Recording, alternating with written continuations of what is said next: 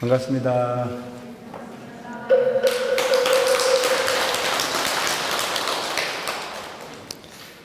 먼저 시간 내용은 기근이 있는 나라에 와서 호련히 대왕이 왕이 주는 음식을 만났는데, 오히려 의기심을 품어서 왕이 내리는 음식이니까 함부로 먹을 수 있어요, 없어요? 에? 그래, 여러분, 이제 옛날에 제가 그런 비유를 여러 번 했는데, 우리가 어느 부잣집, 어마어마한 집에 가가지고 대접을 받으면 편안하지 않은 경우가 있잖아요. 나하고 비슷한 사람이 주는 음식은 편안하게 먹을 수 있잖아요. 근데 이제 이런 얘기가 뭔 얘기냐면, 거지가 밥을 비는데 쉽게 생각하면 부자의 동네에 가면 먹을 게 많으니까 부자 동네로 얻으러 가는 경우가 있지만, 부자 동네에 가면 얻을 게 있을까요, 없을까요? 없어요. 왜? 대문 잠그고 안 열어줘요. 근데 가난한 동네로 가면, 대문이 없는 동네로 가면 그들은 오히려 배고픔을 알아요. 그래서 그 배고픔으로 고생하는 그분들에게 오히려 마음을 내기가 쉽다는 얘기죠. 근데 여기서도 보면 너무 어마어마해. 그러니까 이건 비유를 지금 이야기를 하고 있는 건데, 부처님이 항상 우리들에게 가르쳤던 부분은 삼승에 대한 부분을, 소승법에 대해서만 가르쳤어요. 그래서 소승에 익숙해져 있는 우리들에게 어느 날 일불승이라고 하는 대승을 이야기를 한단 말이죠. 너가 부처다라고 하는 사실을 이야기를 하니까 그거는 우리들하고 관련이 있어요, 없어요? 관련이 없는 거예요. 나는 저기를 감히 갈 수가 없어, 이렇게 생각하고 있는 상황인데, 주변에 있는 분들을 이제 수기를 주잖아요. 사리불도 주고 이제 앞에 있는 큰 제자들을 주니까 뒤에 있는 분들도 그럼 우리도 좀 먹을 수 있겠다 하는 생각을 했겠죠. 저기엔 우리도 포함되겠다. 그래서 왕이 드시는 음식을 배가 고파가지고 주르고 있는데, 그러니까 소위 말하는 깨달음을 얻고자 하라고 하는 부분이 욕구가 있었다는 얘기예요, 없었다는 얘기예요? 있었다는 얘기죠. 있었는데 우리한테까지 이 부분이 올 거라는 생각을 하지 못했어. 근데 보니까 음식이 차려져 있는 거라. 그래서 감히 그 부분은 우리가 먹는 음식이 아니고 왕이 먹는 음식이 차려져 있는데, 그냥 먹는 게 아니고 배가 고파, 지금 줄임배야. 근데 감히 왕이 먹는 음식을 앞에 놓고 있지만 먹기가 두려워. 이건 감히 먹었다가 큰일 날 수도 있는 부분이고 혼이 날 수도 있는 부분이라서 두렵게 떨고 있어서, 왕이 먹어라 라고 얘기했을 때 편하게 먹을 수 있듯이, 부처님에게 이제 소승의 법을 완성하고 대승이라고 하는 부분이 앞에 놓여 수기를 주기를 원하는데, 부처님께서 수기를 줘야 우리가 편안하지, 수기를 안 주면 그 부분은 너무 불안하다, 그런 뜻이에요. 그래서 왕이 먹는 음식을, 왕이 수준에 다루는 음식을 배고픈 상태에서 만났을 때 왕이 먹으라 라고 하는 이야기를 하면 그는 편하게 음식을 먹을 수 있어요, 없어요? 먹을 수 있다. 여기가 지금 그런 뜻이에요. 부처님의 말씀은 왕이 대하는 음식을 먹듯이 허락을 해주신다면 우리는 정말 행복하겠다. 그러니까 허락을 해달라는 얘기인데, 무슨 얘기는? 수기를 달라 놔도. 여러분, 참 이게 무척 중요한 부분인 거예요. 그래서 절에를 오고 안 오고 하는 부분은, 부처님을 뵙고 안 뵙는 부분은 어마어마한 차이가 있다는 거죠. 마음으로 부처님 가까이 다가선다라고 하는 건 다 이야기하지만, 중요한 부분은 수기를 받느냐 안 받느냐라고 하는 것은 무척 중요한 부분이 되는 것이에요. 대웅맹 세존께서 항상 세상을 편하게 하시려 하시니 원하건대 저희에게 수기를 내려달라. 굶주린 사람이 먹으라는 분부 붙잡고 밥 먹는 것과 같겠나이다. 그러니까 배고픈 사람이 줄여 있는데 어이 먹어 라고 하는 한마디면 얼마나 행복하겠습니까? 그렇듯 수기라고 하는 부분을 목마라 하는 거죠. 그때 세존께서 큰 제자들이 생각하는 바를 아시고 모든 비구에게 이르셨습니다. 이 수부리는 마땅히 미래세에서 300만억 나유타의 부처님을 받들어 메시고, 여기서 나유타라는 자체는 뭐냐면 수억, 억겁이라고 하는 부분을 생각하면 수억, 그 어마어마한 부처님을 받들어 메시고 공양, 공경, 존중, 찬탄, 이 부분은 여러분 우리가 항상 생각하고 살아야 되는 거예요. 부처님을 볼 때는 우리가 여기서 이제 배워야 될 게 뭐냐면 공양. 공양은 뭐예요? 공양은 공양 올린다 그러죠. 공양. 공경. 공경은 행동으로 하는 겁니까? 마음으로 하는 겁니까? 마음으로 하는 거잖아요. 공양이라고 하는 건 물질적으로 하는 부분이라고 볼 수도 있어요. 그죠? 그러니까 우리가 흔히 보면 공양이라는 자체는 좋은 게 있으면 우리가 가난하게 컸을 때 그 가난함을 딛고 커서 나중에 조금 여유가 있을 때 생전 먹어보지 못한 귀한 음식이나 물건을 대하면 누구 생각이 나요? 아니, 솔직히 기억난 대로 얘기하면 돼. 엄마 아빠가 생각나잖아요. 아니, 물론 애들이 생각이 난다는 얘기도 있지만 이건 뭐 당연한 부분일 수 있어. 그런데 그 어렸을 때 너무 궁핍하게 살고 그래서 어머니 아버지가 나를 귀하게 길렀다는 생각을 하면 생전 먹어보지 못한 음식이나 새로운 물건을 만났을 때 이건 우리 아버지가 한번 들어보셨으면 참 좋았을 텐데, 우리 어머니가 생전에 계셨으면 참 드려봐도 좋겠다, 이런 생각을 할 때가 있어요, 없어요? 있잖아요. 이거는 그런데 너무 풍요롭게 길러놓고 나면 그런 생각을 할까 안 할까? 안 하죠. 어려움이 있을 때 추억은 오히려 더 강하게 작용할 수 있어요. 여기서 이야기하고 있는 부분은 내가 왜 이 얘기를 하냐면, 좋은 부분을 대했을 때 부처님을 생각한다면 그게 뭐가 되겠죠? 공양이 되겠죠. 이건 내가 부처님 한번 그 공양 올려봤으면 좋겠다, 그런 분들 많아요. 농사를 지어가지고도 이건 부처님 했잖아, 한번 올려봤으면 좋겠다. 뭐 어떤 소위 직장 생활을 해서 제일 먼저 들어오는 부분의 일부분을 부처님께 공양 올리겠다. 이제 이런 경우들이 가끔 있어요. 어떤 사람은 보면 사업이 너무 안 돼, 장사를 하는데. 그러니까 내가 이 부분은 전생에 지은 공덕이 부족하니까 안 되겠지. 그럼 난 많은 돈으로 공양, 공경, 찬탄을 할 수 있는 부분이 환경이 안 되니 내가 처음 들어오는 수지만큼은 부처님에게 공양을 올리겠다. 그 액수를 묻지 않고 그건 부처님에게 올리겠다, 이런 마음을 먹는 사람들이 있어요. 그 들어오는 부분에 첫 돈은 무조건 봉투에 넣는 거예요. 그래서 그것도 낮은 곳에 넣는 게 아니고 높은 곳에 해가지고 모셔놨다가 한 달이 딱 차면 액수를 묻지 마, 이건 부처님 돈이니까. 이런 정성을 가지고 만약에 생활을 한다면 그는 공덕이 무량하겠죠. 근데 대개 보면 내가 쓸 거 다 쓰고 그리고 조금 여유가 있을 때 그냥 떼서 시주를 해도 공덕이 되는데, 수지라고 하는 부분의 개념으로 공양을 준비한다면 그것은 정말 가치 있는 부분이 될 수 있을 겁니다. 그런 부분으로 부처님 가피를 얻은 분들이 무척 많아요. 그래서 내가 말씀드리고자 하는 것은, 공양이라고 하는 부분은 남는 것을 갖고 올리겠다는 생각을 하지 말고 정성으로서 함께하는 부분이 마음이 무엇보다 중요하다. 그래서 부처님은 정성심이야. 어떤 물질적 양을 준비하는 것이 아니고 중생이 가지고 있는 부분이 마음을 진리를 위해서 해영하려고 하는 정성스러운 마음 자체를 부처님이 좋아하신다. 그래서 해신궁 같은 데도 보면은 정성을 좋아한다. 정성, 공양, 공경. 그 공경이라는 자체는 정말 마음으로 우러나서 높이 받들어 모시고 싶은, 존중하는. 그래서 공경하고 존중하고, 그 부처님을 존중해야지 존중 안 하면 돼요. 그런데 대개 보면 이게 이제 너무 많이 알면 병인 경우가 많아요. 식자우한이다.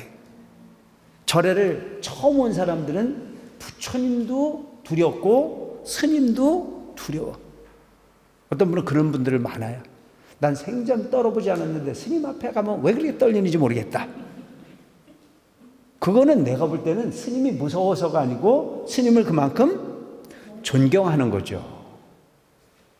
그 존경하는 그 마음 자체는 그에게 도움이 될까요? 손해가 될까요? 도움이 되죠. 뭐 꼭 나쁘고 그러는 얘기는 아니야. 꼭 나쁘고 그러라는 얘기는 아닌데 그것은 반드시 본인 스스로의 마음을 진리를 향해서 가게 하는 엄청난 도구일 수 있다. 항상 존중하는 마음을 가지고 가면 그럴 수 있다. 항상 찬탄해야 돼.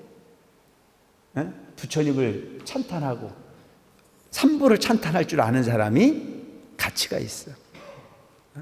어떤 사람은 주지스님을 부르는데 꼭 이름을 갖다 부르는 경우가 있어요. 그건 정말 건방진 얘기거든요. 월도스님 이거는 내가 이 말하면 안 되는 건데 내가 그거는 안 맞는 거예요 사실은. 진짜 스님을 부를 때는 그렇게 불러서는 안 돼. 우리가 큰 스님들을 부를 때는 그냥 누구 스님 이렇게 안 불러요. 무슨 자 스님 이렇게 부르죠. 함부로 세속에서 막 이름을 부르듯이 부르는 부분은 윗사람이 아랫사람을 부를 때 부르는 거죠. 그렇게 부르는 게 아니거든요. 근데 또 그걸 모르니까 그렇게 부르는 거예요. 누구 스님. 이거는 평범한 스님들을 부를 때 그렇게 부르는 거지. 윗사람을 부를 때는 저 위에 있는 그 스님들을 부를 때는 그렇게 안 불러요. 무슨 자 스님 이렇게 부르지. 근데 이제 우리가 여기서 일상적으로 부르는 부분은 그냥 편하게 부르면 돼요. 주지스님하고 불러도 되고 친근감 있게 부르면 되는데 삼자가 있을 때 우리 월도스님이라고 소개하는 건 안 맞죠. 우리 주지스님 월자 도자 스님입니다. 이거 내가 얘기하는 거 좀 뭐하다 사실은.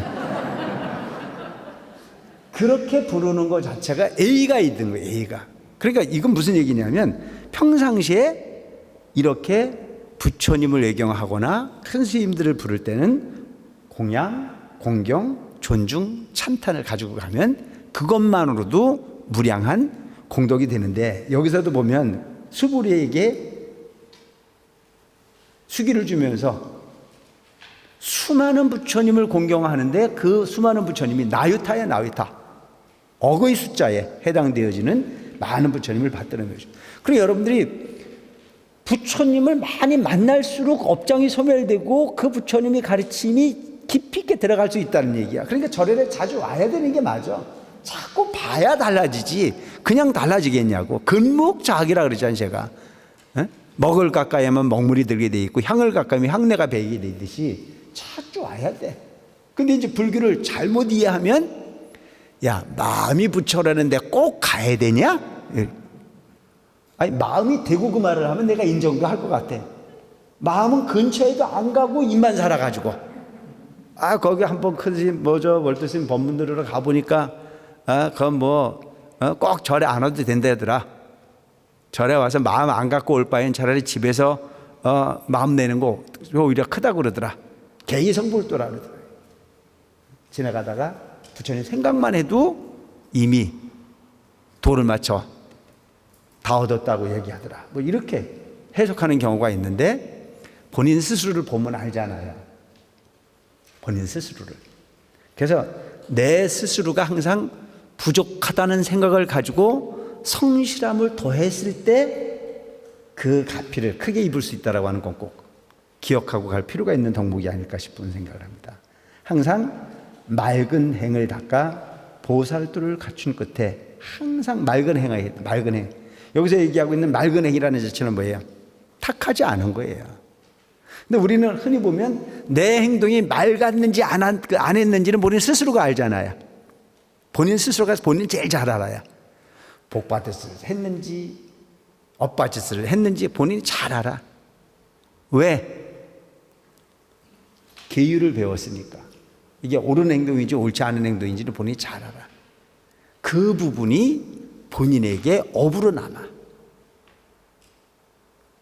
그래서 업이라고 하는 부분을 되게 보면 어떤 삼의 존재가 나를 기억해줘서 걸려 넘어지는 거라고 생각하는데 어떤 삼의 존재가 나를 기억해서 구속하는 게 아니야. 내가 내 자신을 기억해서 그 부분에 걸려 넘어지는 부분의 행은 하지 마라. 그건 탁한 행동이라 해요. 근데 내가 내 자신을 생각할 때 아무 문제가 없어. 걸림이 없다라고 하는 얘기가 바로 걸림이 없다. 행동에 장애를 두지 않는다. 행동 거지가 맑으면 거기에 걸릴 일이 하나도 없잖아요. 해야 될 일을 다 하면 너무 당당하잖아요. 내가 부모님에게 해야 될 일을 다 하면 부모님 돌아가시고 난 이후에도 후회를 해야 안 해요? 불효부모 사후회라 그런 말이 있어요. 불효를 한 자식은 부모님 돌아가시고 난 이후에 반드시 후회한다. 살아생전에 내가 할 수 있는 일을 다 하면 그 부모 잃어버리고 난 이후에도 물론 슬프긴 하겠지만 그렇게 크게 후회할 일은 없어. 마땅히 내가 내 부모에게 역할을 다 했구나 하는 생각을 가지고 아쉽게 생각은 하지만 크게 후회할 일은 하지 마라. 그러니까 행동이 맑으면 후회할 일이 적은 거예요. 그래서 여기서 보면 항상 맑은 행을 닦아 계율을 지켰다는 얘기예요. 보살도를 갖춘 구태. 보살도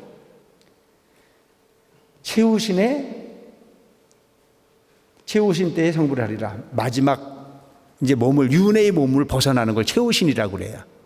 윤회라는 자체를 우리가 뭐라고 하냐면 육도윤회라고 그러잖아요. 지옥, 악이, 축생, 수라, 인간, 천, 이것을 육도라고 하는데 이 육도 중에서는 악도가 있고 선도가 있다. 삼악도, 지옥, 악이, 축생, 이거를 일컬어서 우리는 삼악도라고 얘기하고 수라, 인간, 천을 선도라고 얘기를 해요. 어디 가고 싶어요? 알아서 가세요. 그럼 셀프란 말이에요. 셀프. 내가 뭘 습관들였느냐. 근데 참 묘하죠. 그 습이라는 건 무서운 거잖아요. 축생의 업을 가지고 있는 사람은요, 아무리 얘기를 해도 못 알아먹어요. 벽창우들 있잖아요. 기억이 없으신가요? 벽창우. 논리적으로 충분히 이해가 될 수 있는 상식의 부분인데도 불구하고 귀를 틀어막고 안 듣는단 말이죠. 이게 습이라고 하는 부분이에요. 참 묘한 부분이 있어요. 또 그런 부분들이 보면 상대적인 경우가 있거든요. 상대적인 경우가. 본인하고 말이 잘 통하는 사람들이 있어. 또 안 통하는 사람이 있어. 꽤 똑똑하다고 이야기하는 사람인데도 말이 안 통하는 사람이 있는가 하면 뭐 별거 아니라고 얘기하는데도 그 사람하고 또 너무 뜻이 잘 통하는 경우들이 있는 걸 보면 이게 인과라고 하는 부분이 있는 거다. 그래서 유유상종이라. 끼리끼리 모인다. 끼리끼리. 그런 걸 보면 이 인과, 윤회라고 하는 부분을 무시할 수 없는 부분의 영역도 분명히 있는 것 같아요.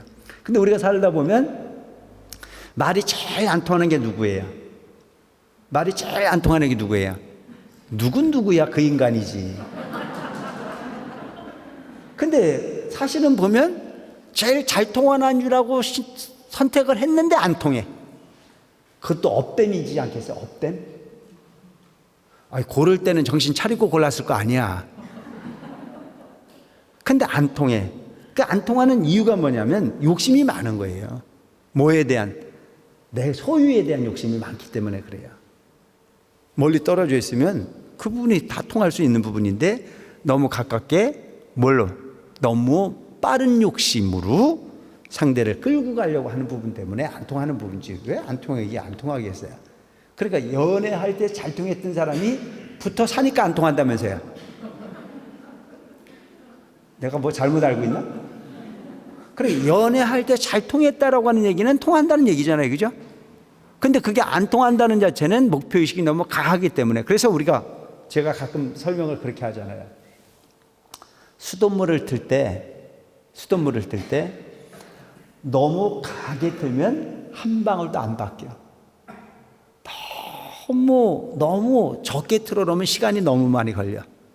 그래서 적당한 속도가 감당할 수 있을 만큼 소통되었을 때 그게 소통이 되는데 한쪽이 너무 강한 걸 주장하다 보면 안 되는 경우도 있다.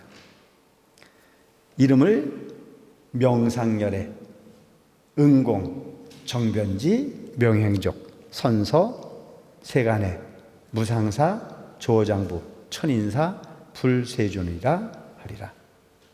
거부 이름은 유보요, 나라 이름은 보생이라. 그 국토는 평정하고. 그러니까 여러분 이 부분을 보면 국토는 평정해. 아주 평야가 많다는 얘기죠. 그럼 이 얘기가 왜 중요한 얘기가 되느냐 하면 부처님이 사셨던 삶의 환경은 농경사회였어요. 농경사회. 농사를 지어 먹을 때는 평평한 땅이 농사를 짓기가 좋아요, 배알밭이 농사를 짓기가 좋아요? 그러니까 평정한 거예요. 근데 요즘은 보면 평정한 부분이 농사 짓는데 평정한 게 좋지만 그 산도 귀하게 쓰면 아주 귀하게 쓰고 요즘은 그런 부분이 별 필요가 없잖아요. 모든 환경을 다 인간이 입맛에 맞게 변형해 쓸 수 있는 환경이 됐어요, 안 됐어요? 됐잖아요. 근데 옛날에는 그렇지 않다는. 그러니까 여기서 이야기하고 있는 부분은 부처님이 출현하는 세상은 아주 여기서 이야기하고 있는 땅이 평정하고 파려로 땅이 이루어져 보배나무로 장엄이 돼. 나무가 전부 다 보배로 되어 있어. 언덕과 구랑창과 모래와 자갈과 가시덤불 내지는 똥, 오줌 등 더러운 것이 없어. 근데 여러분, 그때는 이게 모래, 자갈, 가시덤불이 전부 다 그 필요가 없는 부분이지만 요즘엔 모래가 귀해, 안 귀해요? 자갈이 귀해, 안 귀해? 귀하잖아요. 요즘 모래 갖고 돈 버는 사람이 얼마나 많고 자갈 없으면 건축이 안 되는데 모래 자갈이 금덩어리처럼 써지잖아요. 그러니까 이것은 2500년 전의 환경에 시멘트 같은 부분이 없었어요. 근데 그 시대에 그런 부분들이 없는 나라가 좋은 나라야. 왜? 진흙을 가지고 벽돌을 쌓고 그렇게 했던 시대 아니에요. 그러니까 진흙을 고가지고 벽돌을 쌓고 하는데 그런 부분이기 때문에 모래 자갈이라는 자체는 사람 오가는데 불편함만 주지 별 가치가 없었다는 부분이죠. 그러니까 그런 부분이 없는 나라. 똥도 없고 오줌도 없어. 그러니까 더러운 것이 없어. 그럼 그때나 지금이나 더러운 것은 싫고 깨끗한 것은 좋은 거야. 보배꽃이 땅을 덮어 주변이 온통 맑고 깨끗하리라. 그러니까 2500년 전에 이미 부처님은 뭘 봤냐면은 계속 제가 강조하지만 새로운 부처님들이 부처님으로 깨달음을 얻을 시기가 되면 지금 현재 우리가 살고 있는 이런 세상에 부처님이 출현하신다 이렇게 볼 수도 있어요. 네? 2500년 전에는 부처님이 사셨던 그 환경이 얼마나 힘들었겠어요. 맨발로 다니셨고, 그러니까 그 맨발로 다니시는 분의 입장에서 봤을 때는 모래가 얼마나 고통스러울 것이며 자갈밭이 얼마나 고통스럽겠습니까? 그리고 언덕배기가 얼마나 힘들었겠습니까? 그리고 사람들이 모여 좀 사는 동네를 가보면 지금도 인도 같은 나라는 우리가 사는 개념하고 무척 달라요. 한 20년, 30년 전에 저 중국 같은 데 가보면 그 사람 사는 게 아니었었거든요. 우리도 한 4, 50년 전 같은 부분에 보면 한 30년 전만 하더라도 우리가 그 푸세식 화장실을 사용해 봤지 않나요? 기억이 없으셔? 구인사 가면 냄새가 심했어. 요즘 완전히 수세식으로 다 변하니까 세상에 이렇게 행복한 세상이 있냐 싶은데 나는 추억이 있어. 내가 여러 번 얘기하잖아. 난 똥탱크에 내가 들어가가지고 그 광명당 친한 걸 생각해 보면 지금도 그때 너무 안 큰 게 한이야. 딴 사람은 등치가 커가지고 못 들어가는데 난 등치가 적으니까 거길 들어가가지고 적은 거 그래도 서운해 죽겠는데 그 일을 만났다는 것 자체가. 그 등치가 적으면 일을 좀 적게 시켜도 되는데 등치 적어도 일을 해야 할 일을 하잖아요. 그러니까 불과 우리가 4, 50년 전만 하더라도 그랬는데 2500년 전은 상상해 보면, 그리고 인도 문화라는 자체는 화장실 문화가 없어. 우리처럼 화장실 문화가 없어요. 인도 가보신 분들 알겠지만 지금도 화장실 제대로 된 거 만나기가 어려워. 가다가 그냥 서가지고 그냥 용변을 봐야 되는데 버스를 탁 중간에 세워놓고 한쪽은 남자들이 가고 한쪽은 여자들이 가고 언덕배기도 없어. 또 가다가 앉아보고 또 쓰고 그래야 되는 형편에 있어. 그러니까 거긴 전 맨발이거든. 그래서 그런 환경에서 사셨던 분의 입장에서 보면 그 더럽다라고 하는 부분이 얼마나 힘들었을까? 그런데 요즘 우리가 보면 우리가 사는 세상은 보배 꽃이 땅을 덮잖아요. 그 나라 사람은 다 보배로 축대를 쌓고, 그러니까 보배로 축대를 쌓아. 요즘 여러분 우리가 흔히 보면 그렇지 않나요? 옛날에는 흘러내리지 않을 만큼 축대를 쌓는데 요즘은 축대도 뭐 어떻게 쌓아요? 아름답게 쌓잖아요. 그냥 미적 감각을 동원을 하지 않습니까? 일단 이런 걸 보면 부처님이 대단한 분이라고 생각을 해요. 2500년 전에 어찌 지금 현재, 그런데 앞으로 부처님이 세상이 되면 우리가 지금 이렇게 살고 있는 세상은 세상도 아니라 이거예요. 앞으로는 정토의 세상이 되면, 그러니까 그 좋은 세상에 가고 싶어요, 안 가고 싶어요? 가고 싶죠? 어떻게 하면 돼? 기도 잘하면 돼. 마음 잘 쓰고 부처님 열심히 믿고, 그러니까 그냥 인간의 욕구를 충족시키는 부분만으로 세상을 살지 말고 한쪽은 조금 좀 비우고 사시기 바랍니다. 아시겠죠? 손해 좀 보고 사세요. 그래서 정토가 있으면 얼마나 다행입니까? 그리고 없으면 뭐예요? 손해입니까? 그냥 본전이라고 생각합시다. 난 지금 그랬으면 좋겠어요. 지금 이 부분이 2500년 전에 부처님 말씀을 이렇게 우리가 지금 현재로 이렇게 비춰봐도 사실처럼 딱딱 맞아 떨어지는데 어찌 그 부분을 부정하고 싶어요? 부정할 수가 없잖아요. 모르는 사람이 안타까운 거죠. 내가 생각할 땐 모르는 사람이 안타까운 거야. 알고 가는 걸 퍽 다행스럽다고 생각하면 돼. 되도록이면 나를 위해서 너무 욕심내지 마세요. 보살은 뭐가 보살인 줄 아세요? 상대방의 마음을 헤아리는 부분으로 그걸 행동으로 옮길 수 있을 때 그게 보살일 수 있는 거예요. 정말 상대를 위해서. 상대를 위하는 것은 모르는 사람이 어리석은 거지 알았다는 자체를 참 행복하게 여겨야 돼요. 근데 여러분 가끔 그런 생각 들지 않아요? 지나가다가 바빠 죽겠는데 거지가 있으면 돈이 없어서가 아니고 줄까 말까 망설여야 안 망설여야? 망설이죠. 망설이는데 진짜 거지면 괜찮은데 진짜 거지일까 하니까 또 그 의심스러워요, 안심스러워요? 이게 골치 아픈 일이라. 근데 정말 진정 거지에게 내가 담은 얼마라도 정성을 좀 진짜 거지한테 표하고 가면 내 마음이 하루 종일 어때요? 상쾌해지잖아요. 마땅히 도울 사람을 도우고 갔다. 행복하잖아요. 근데 그 부분을 그냥 아닐 것 같아가지고, 거지가 아닐 것 같아가지고, 저놈한테 쏟기 싫어가지고 그냥 가버리고 나면 하루 종일 뭔가는 번뇌가 생겨야 안 생겨요? 불편하잖아요.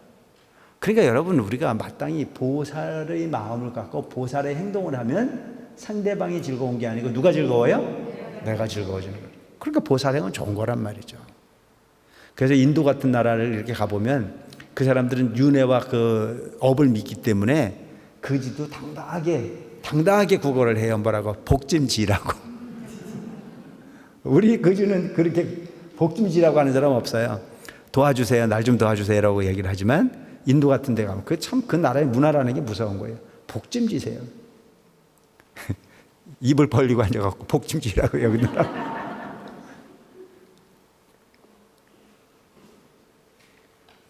진귀하고 묘한 누각에 거처하리라.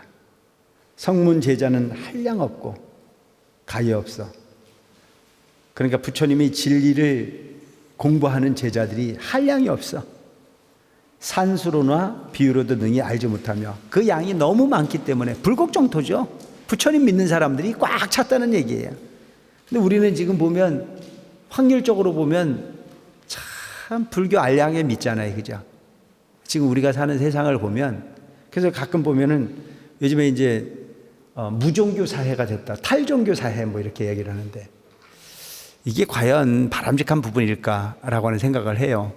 전 종교는 어떤 종교이든지 간에 순기능의 역할을 하는 종교는요, 국가적 사회적 부분에 엄청난 난 플러스 요인이 있다고 생각을 해요. 그렇지 않나요?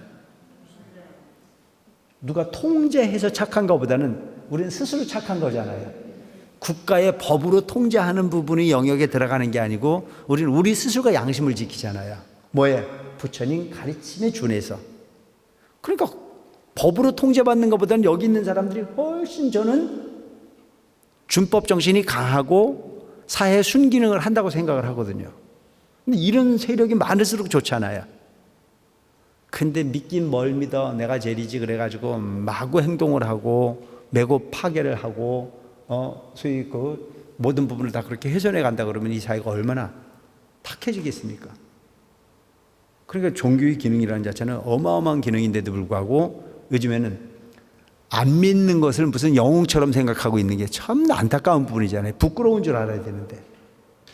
이제 우리끼리 얘기니까 이게 통하지 딴 데 가면 안 통할 수도 있는데 어쨌든 믿는다는 자체는 그만큼 순기능의 역할이 더 크다라고 생각합니다.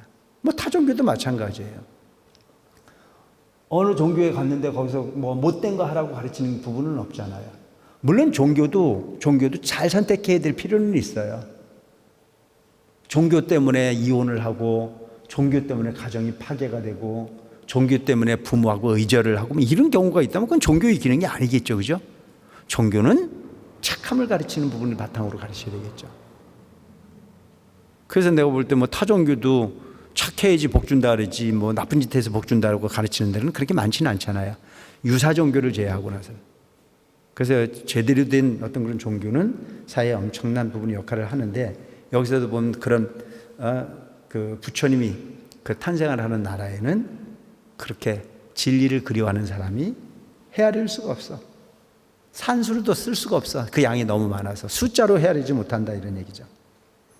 보살 대중도 무수 천만왕 나유타이니라.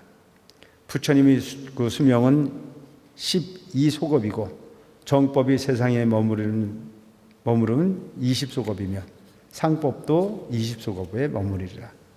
부처님은 항상 허공에 계시면서 대중을 위하여 설법하시어 한량없는 보살과 성문대중을 제도하여 해탈케 하시리라. 여기서 부처님이 항상 허공에 계신다는 자체는 뭘까요? 법계충만. 우리 눈에 보이는 부분만이 아니고 사사불공이면 처처불생이야. 가는 곳마다 다 부처님이 함께 한다 이거예요. 지금도 우리가 마찬가지예요. 마음으로 부처님을 생각하면 염려불망하면 어디든지 간에 부처님은 항상 우리와 함께하게 돼 있다. 그러니까 이 경전이라고 하는 부분이 이야기하고 있는 부분을 우리는 의심하지 말아야 된다. 눈앞에 보이는 부분만이 부처님이 아니고 마음으로 생각하면 어느 장소, 어느 공간을 가리지 않고 항상 함께할 수 있는 부분이 부처님의 가피다. 그때 세존께서 이 뜻을 거듭 펴시고자 계승으로 이루셨습니다. 비구들이여, 지금 너희에게 이르노니 다 일심으로 나의 설하는 바를 들을지어다. 나의 큰 제자 수부리는 마땅히 성불하여 이름을 명상이라 하리라. 무수만억의 제불께 공양하고 부처님께서 행하신 바를 첨차 대도를 갖추어 채우신의 성스러운 30 이상을 얻어 단장하고 빼어나게 장엄하기가 보산과 같으리라. 큰 법의 산과 같으리라. 여기서 우리가 흔히 보면 오늘도 어떤 사람이 저한테 와서 묻는 게 이제 그걸 물어요. 스님, 절에 가면 웬 부처님이 그렇게 많습니까? 불상이 많은 이유가 뭡니까? 이렇게 묻더라고요. 그래서 당신이 생각하고 있는 부분의 종교는 신과 인간의 관계라고 하는 부분을 가지고 논한다면 신은 하나밖에 없다고 생각하는 한계를 드러내지만 불교는 깨달으면 나도 부처. 아시겠죠? 깨달으면 모두가 부처야. 그래, 1100억화신이야. 서가모니 부리 부처님도 1100억화신이야. 1100억이 도대체 얼만큼이야? 그러니까 이 우주법계에 꽉 차 있는 모든 존재가 부처일 수 있어. 깨닫지 못하면 중생이고 깨달으면 부처야. 그러니까 이미 정해진 부분이 부처가 있는 부분이 아닌, 정해진 소위 부처만이 부처가 아닌 우주법계의 모든 존재가 다 부처일 수 있기 때문에 부처의 숫자를 가지고 말하지 마라. 당신들이 생각하고 있는 부분이 신의 논리와 부처님은 다른 부분이니까. 그럼 절에 전각이 많은 이유는 뭐냐면 그 모든 부처가 어떤 부처야? 맞춤형 부처야. 맞춤형. 그러니까 여러분, 여기 지금 앉아 계시는 여러분들도 부처님을 칭찬하고 싶지만, 부처가 되고 싶지만 그 사연은 다 다르잖아요. 병이 있는 사람은 약사열애를 만나고 싶고, 그죠? 지혜가 부족한 사람은 대세지보살이나 문수보살을 칭찬하고 싶고, 서원이 치중한 사람은 관세음보살을 만나고 싶고, 다 사연이 다르잖아요. 그러니까 불교가 얼마나 대단한 종교냐 이거예요. 모든 존재를 완벽하게 맞춰줘. 그냥 한 가지를 가지고 다 하는 게 아니고, 근데 그 능력이 누구한테 있냐? 부처님이라고 하는 위대한 가르침 속의 지혜로서 함께하고 있다. 근데 그 부처의 능력이라는, 그 부처님의 능력이라는 자체는 과연 앉아 계시는 부처님에게만 그 능력이 있는 것이 아니고 여러분들 자신에게도 그와 같은 성품이 있다 없다? 있다. 그걸 찾는 것이 수행이요, 그걸 찾는 것이 불교라는 사실을 알면 감히 어디 가서. 그러니까 여기서 지금 계속 이야기하고 있는 부분이 뭐냐면, 과거에 삼승을 설할 때는 적은 근기를 설명했지만 이제는 그 부분을 뛰어넘어서 네가 부처라고 하는 사실을 의심하지 않는 단계까지 왔다 이거예요. 그래서 과거의 부분은 방편이었다면 지금은 뭐예요? 진실이라 이게 진실. 그 불국토는 장엄하고 청정하기가 으뜸이라 이를 본 중생은 사랑하고 즐거워하지 않을 이가 없느니라. 부처님은 그 가운데에서 한량없는 중생을 제도하시리라. 그 부처님 법 가운데의 모든 보살은 근기가 총명하여 불퇴전 법륜을 굴리리라. 그러니까 뒤로 밀리지를 않아. 여러분이 우리가 계속 강조하는 게 뭐냐면 변하지 않는 거예요. 변하지 않는 거. 불퇴전. 부처님과 인연을 맺는 것은 참 귀한 일인데, 이게 인연이 닿지 않으면 왔다 가도 간단 말이죠. 주로 가는 사람이 왜 가요? 삐져서 가는 거예요. 그러니까 잘못 이해하니까. 불교는 내 자신이 나를 완성하는 부분인데도 불구하고 상대방의 시비에 걸리는 경우가 너무 많아요. 또 삐지는 경우도 보면 희한해. 아무것도 아닌 거에 삐져. 뭐 좀 큰 거에 삐지면 괜찮은데 별것도 아니야. 떡을 나눠줄 때 보니까 옆에 사람 큰 거 주고 난 적게 준 거라고 삐지기도 하고. 이거 진짜 웃자고 하는 얘기가 아니고 사실 그렇다니까. 주지스님이 내가 큰 등을 달았는데 적은 등 단 놈한테는 반색을 하고 큰 등 단 나를 아는 척도 안 하더라. 그러니까 가끔 스님들이 그러잖아요. 참 곤란하다. 내가 딴 거 생각하느냐고 미쳐 눈을 주고도 인식 못하는 경우가 많잖아요. 주마간살이에요. 주마간살. 그런 경우가 있잖아요. 내가 아무리 밝게 누군가를 잘 대해주려고 마음을 냈어도 나도 가끔은 고민을 할 때가 있잖아요. 딴 생각할 때도 있잖아요. 그럼 보고도 설 보는 경우가 있어요. 그런데 맨날 반겨주다가 어느 날 갑자기 본척도 안 하고 지내갔다 이거예요. 근데 문제는 뭐냐면 맨날 본칙도 안 했으면 원래 그런 놈이니까 괜찮았는데 맨날 아는 척 해주다가 어느 날 좀 등한시하면 그거에 삐지는 경우가 많잖아요. 그게 중도 골치 아프다니까 이게. 그러려고 그러는 게 아닌데도. 그런데 그게 어떤 그 인연이 그렇게 되면 그런 부분에 서운한 감정을 가지고 물론 그 외에도 여러 가지 그런 부분들이 많이 있겠죠. 그리고 절에서 스님들이 막 이렇게 혼을 내거나 그런 부분이 미워서 혼을 내겠습니까? 미운 일 없어요. 얼마나 귀한데요. 그러니까 여러분 옛말에 10손가락 깨물어서 안 아픈 손가락이 있어요 없어요? 없어요. 다 귀해요. 아유, 세상에 부처님 믿겠다고 오신 모든 분들이 왜 귀하지 않겠어요? 단지 어떤 운영을 하거나 이런 걸 할 때를 보면 잘못된 부분을 지적할 수 있는 부분이고 더 잘하라고 하는 부분이 방편을 쓰는 경우도 있고 많잖아요.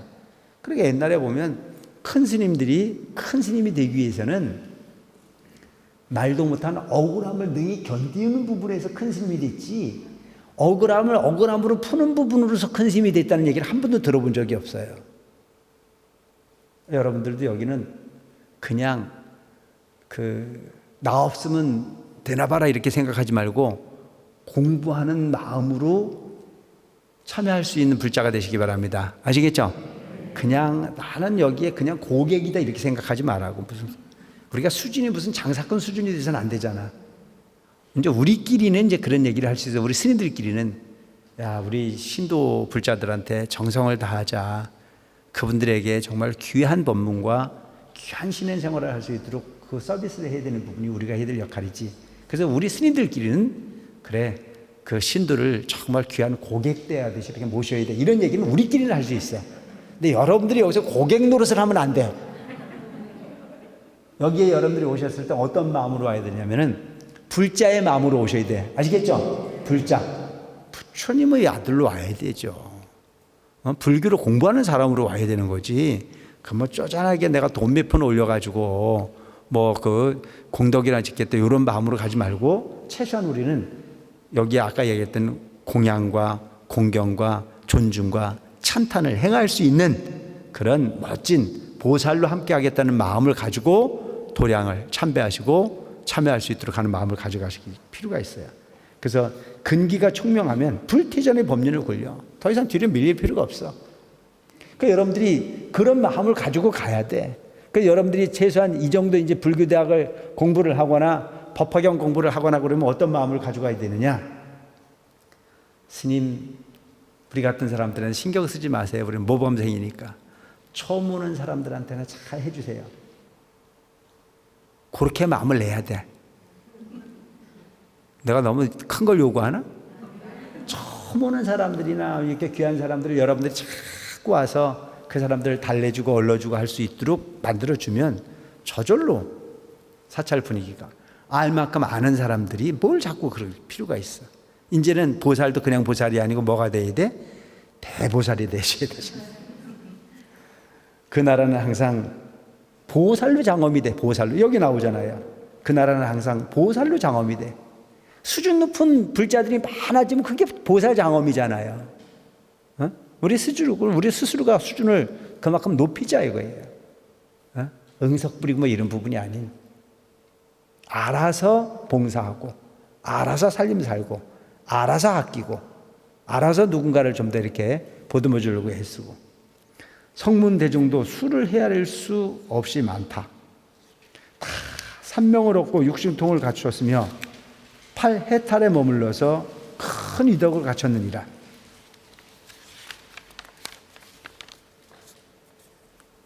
그 부처님이 설법하되 한량없는 신통 변화를 나타내시어 불가사의하리라.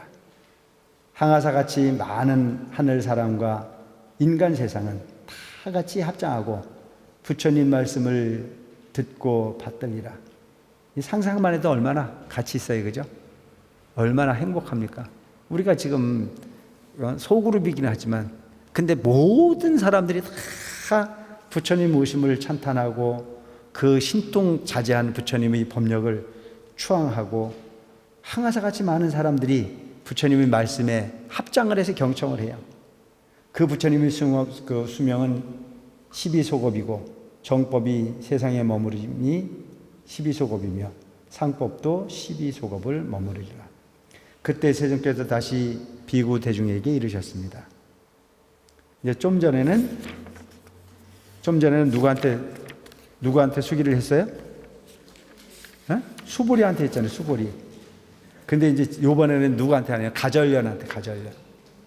그때 세존께서 다시 비구 대중에게 이르셨습니다. 나는 지금 너희에게 말하노라.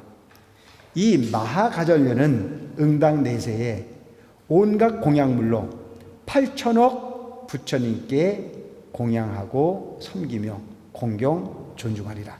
근데 여기서 여러분 우리가 한 가지 이제 그 간과하지 말아야 될 부분들이 있는 게 뭐냐면 부처님께서 먼저 수기를 주신 분들은 부처님을 만나는 횟수가 적어요. 그죠? 근데 이제 갈수록 부처님 만나는 횟수가 많아지죠.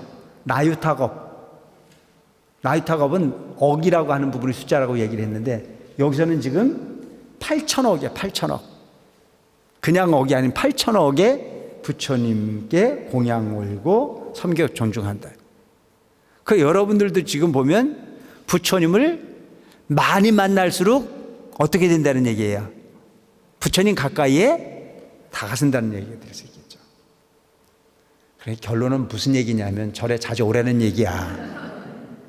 자주 와서 자주 업장을 소멸하라는 얘기죠. 여기서 이야기하고 있는 부분이 숫자를 또 다른 이름의 부처님을 만났다라고 하는 걸로 해석도 하지만 자주 친견한다고 봐도 돼요. 자주. 그러니까 여러분 자주 친견하는 것이 여러분들 스스로도 느낌이 있을걸요? 매일 빠지지 않고 절에 와서 기도하는 사람과 1년에 한 번 와가지고 초파일에 등만 키고 가는 사람이 존재한다면 그 마음씀은 어마어마한 차이가 있을 겁니다. 법화경 한 번도 안 빠진 사람하고 그냥 법회 때 와가지고 잠깐 법문만 듣고 간 사람하고 불교를 이해하는 부분 그 마음 자리가 같아요, 달라요? 다르잖아요. 많이 움직이면 많이 달라지는 것은 당연한 부분일 수 있을 것 같아요. 제불께서 멸도하신 후에는 각각 탑묘를 세우되 높이가 1000유순이며 가로 세로 똑같이 500유순인데 금, 은, 유리, 자거, 만호, 진주, 매개의 7부를 합하여 이루어지고 온갖 꽃과 영락, 도향, 밀향, 소향과 정계와 당본으로 탑묘를 공양하리라. 이런 부분들이 보면 여러분 보면 우리가 탑을 세우거나 부처님을 모시거나 절에 어떤 그 부분을 할 때는 그냥 부처님을 모시는 게 아니고 그냥 탑을 만드는 게 아니에요. 여기에 그런 부분들이 다 들어가는 거예요. 요즘도 한단 말이죠. 복장 의식을 한다, 복장.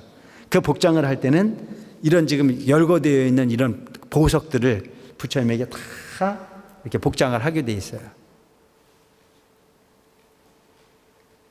여기서 그 이야기하고 있는 부분은 뭐냐면 그 부처님께서 멸도하신 후에 탑을 만드는 부분까지도 지금 이렇게 다 그 경전으로 이야기를 하고 있는 거예요. 탑이 그냥 탑이 아니야. 그래서 우리가 탑이라고 그러면은 부처님의 사리를 모셔진 부분이다 이렇게 얘기를 하지만 사리만 모셔야 되는 부분이 아니고 이런 부분으로 장엄을 하게 되어 있는 부분이다. 이같이 한 후에 다시 이만학 부처님께 공양을 올리기를 또 이같이 하리라. 이제 제불께 공양 마치고 보살들을 갖춰 성불하리니 이름을 연분아제 금광열애 응공 정변지 명행족 선서 세간의 무상사 조장부 천인사 불세존이라 하리라. 그러니까 부처님은 탁 보면 네가 지금같이 수행을 하면 얼마 후에 깨닫는데 그 깨달을 때 이름은 그 뭐요? 네 그 국토의 사람들은 어떤 성품을 가졌으며 그 나라가 어떤 구조로 만들어졌는데 설계 도면까지 다 아시는 분이잖아요.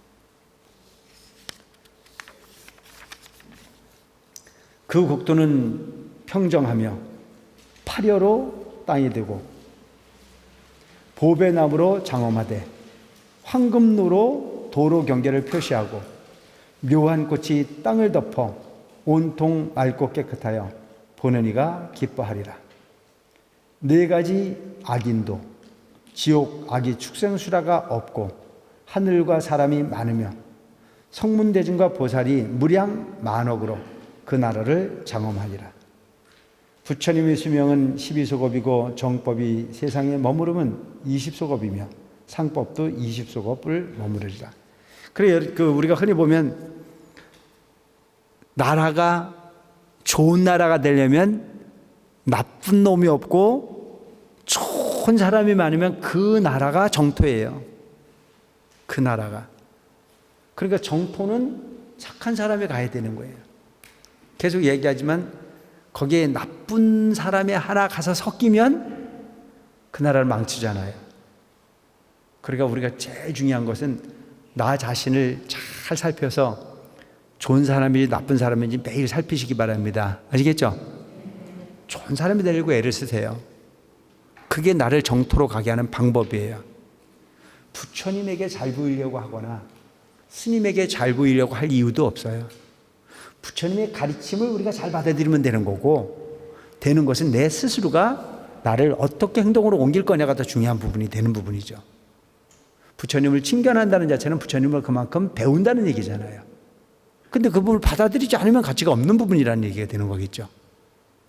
그래서 여기서도 보면은 그 소위 차후에 부처님이 세계가 되는 모습을 보면 그만큼 좋은 사람들이 모여 사는 곳에 부처님께서 출현을 하시고 그 부처님에 의해서 사람들이 착해지기도 하지만 본래부터 그와 같은 인연이 있는 사람만이 부처님을 만날 수 있어. 여러분들이 지금 이와 같은 시대에 탈종교 사회라고 말하는 그 사회 구조 속에서도 그래도 부처님을 의심하지 않고 오셔서 기도하고 참배하고 공양을 올리고 등을 밝히고 누군가에게 또 부처님을 믿으라고 권선을 하고 하는 모든 부분들은 현실적 부분의 삶이 조금은 고통스러울 수 있으나 어마어마한 공덕의 인연을 가지고 있다라고 긍지를 가질 필요가 있다는 생각을 합니다. 뭔 얘기인지 알겠죠? 나는 왜 이렇게 안 돼라고 말하지 말고 나는 참 다행스럽다. 인간만사 세홍지마라.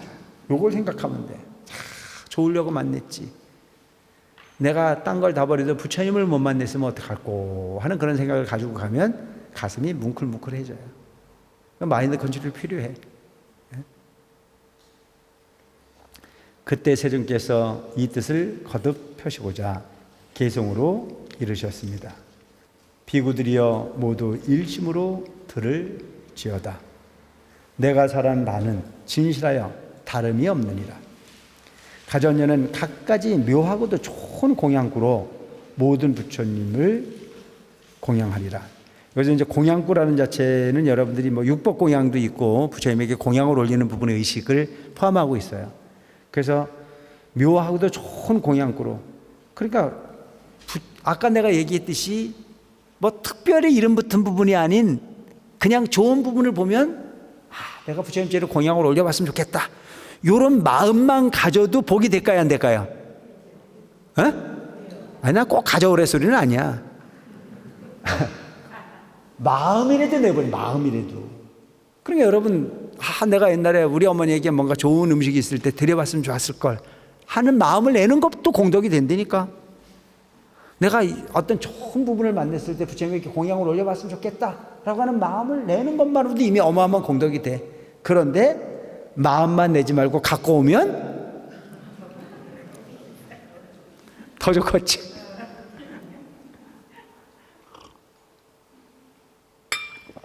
그러니까 여러분, 옛날에 이런 게 있었어요. 부처님 당시에 그 전해지는 이야기인데 어느 가난한 부부가 있었답니다. 너무 가난해서 옷 한 벌을 가지고 두 부부가 살았어요. 옷 한 벌을 가지고. 상상이 갑니까?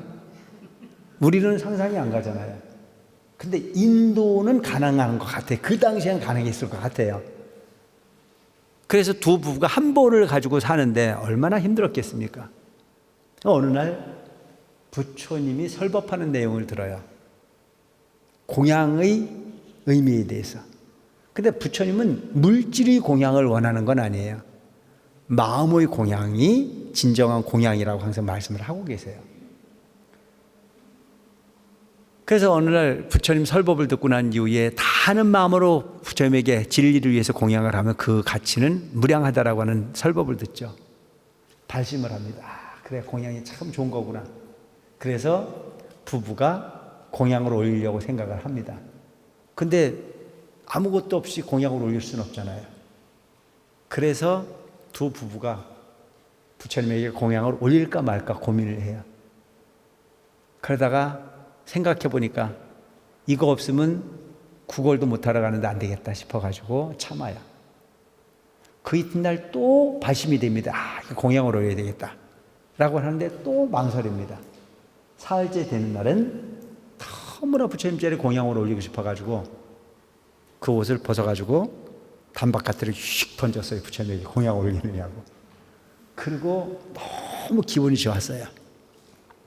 그래서 손을 번쩍 들고 이겼다고 소리를 칩니다. 이겼다. 뭘 이긴 겁니까?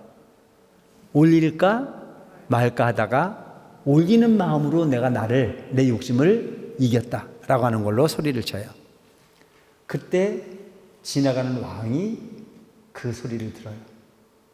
세상에 내 백성 중에 저렇게 행복한 소리를 내는 백성이 있었는가 알아봐라. 그러니까 두 알량한 가난한 삶에 찌들어 있는 부부가 옷 한 벌을 가지고 서로 교대로 입고 다녔었는데 그것을 부처님에게 공양 올려놓고 너무 기쁜 나머지 환희심에 찬 소리였다라고 하는 내용을 왕이 듣습니다. 왕이 그 소식을 듣고 내 백성 중에 저렇게 부처님께 공양 올려 진실함으로 행복해하는 백성이 있었다면 그는 만 백성의 귀감이 되기에 부족함이 없는 사람이다. 그에게 상을 내려라. 그래가지고 갖은 보물로 상을 받아서 부자가 됐다는 이야기가 있어요. 뭐예요 이게? 다 하는 마음이면 다 얻을 수 있다. 비유적 부분의 이야기인데 사실은 우리는 보면 항상 망설이게 돼 있잖아요. 할까 말까.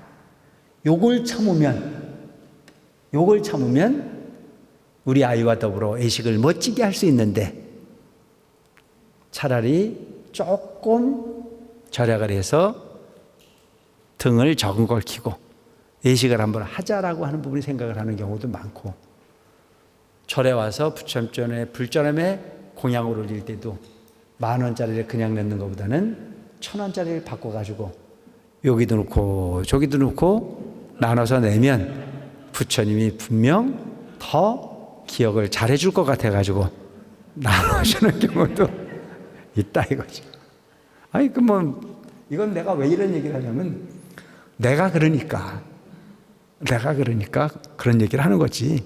여러분들이 그런 사람이 있겠습니까마는 부처님을 알아도 너무 웃기게 하는 것 같지 않아요? 에? 부처님은 그런 분이 아니야. 그리고 내 등을 끼면 꼭 요 문 앞에 켜야만 소원이 이루어지나? 저 밖에 끼는 저 등도 얼마든지 가치가 있어. 저 유니시티에서 내려다보면 저 등이 더 잘 보여. 등은 많은 사람들이 보고 환희심을 일으켰을 때 훨씬 더 가치 있는 등이 된다는 사실을 알고 갈 필요가 있습니다. 아시겠죠? 어두운 곳을 밝히는 부분이 훨씬 더 가치 있는 등이고 진리를 모르는 사람에게 진리를 가르치는 수단으로서 켜지는 부분이 등이 훨씬 더 가치 있는 등일 수 있는 부분이다. 모든 부처님을 공양하리라. 여러 부처님이 멸도하신 후에는 칠부탑을 세우고 또 꽃과 향으로 사리에 공양하고 그 채우신에 이르러 불지혜를 얻어 부처님의 깨달음을 이루리라. 오늘 여기까지 할게요.